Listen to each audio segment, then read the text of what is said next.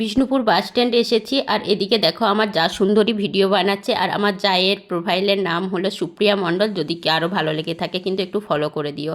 আর এদিকে তারপরে bus stand থেকে চলে এসেছিলাম সোজা বিহারীলাল বিষ্ণুপুরের। ওইখানে এসে আমাদের বেশ অনেক কিছুই শাড়ি কেনার ছিল, যেহেতু এর আগে যেখানকে গিয়েছিলাম ওইখানে শাড়ি পছন্দ হয়নি, তাই বিহারীলাল এসেই কিন্তু শাড়ি পছন্দ করছিলাম।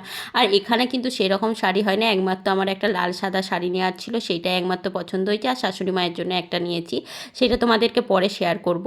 আর তারপর বিহারীলালের পাশের কাউন্টারটায় গিয়ে দেখছিলাম যদি সেরকম কোনো কিছু পছন্দ হয়, কিন্তু পছন্দ হয়নি। তারপরে কিন্তু আমরা আবার ঘুরে এসে বাস স্ট্যান্ড এসেছিলাম। আর এইদিকে দেখো কিছু বান্দর দেখো, আর দিন দিন নিজেদের পছন্দগুলো যে কি হচ্ছে কি বলবো। আর তারপরে আমরা বাস স্ট্যান্ডের পেছনে একটা প্রত্যেক বছরই প্রায় অনেক দিন করেই থাকে, দুবার বসে, শ্রাবণী মেলা আর ফাল্গুনী মেলা নামে, ওইখানে কিন্তু চলে গিয়েছিলাম। আর ওইখানে কিন্তু একমাত্র 30 টাকার থেকে বাচ্চা ছেলেদের প্যান্ট আর কি শুরু হয়।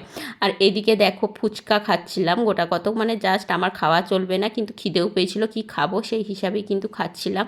মাত্র 10 টাকার 4টে ফুচকা খেয়েছিলাম, আর বেশি কিছু খাইনি আমি। আর আমার এটা একটা ভাসুরঝি, আর এই বেশিরভাগ আমার আজকের ভিডিওগুলো করে দিয়েছে। আর এখানে শ্রাবণী মেলাতেও নেওয়ার টুকিটাকি জিনিস ছিল, কিন্তু আমার আর সেরকম সময় হয়ে ওঠেনি, আর শরীরও আর এতজন একসাথে গেলে যা হয়। আর এই যে তোমরাকে দেখিয়ে দিলাম 30 টাকার সুতির গেঞ্জি, বাচ্চা ছেলেদের সুতির গেঞ্জি প্যান্ট আর কি এরকম 30 টাকা থেকে শুরু।